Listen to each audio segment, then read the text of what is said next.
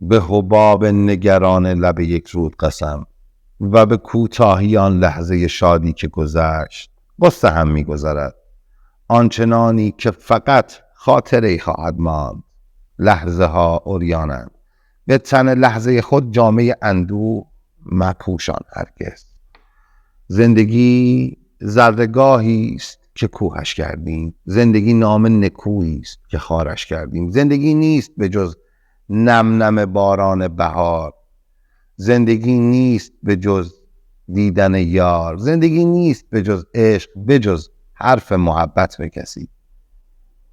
و نه هر خار و خسی زندگی کرده بسی. زندگی تجربه تلخ فراوان دارد، 2-3 تا کوچه و پس کوچه به اندازه یک عمر بیابان دارد.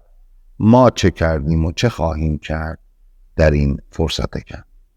مراقب باشید، عمر آدما خیلی کوتاهه.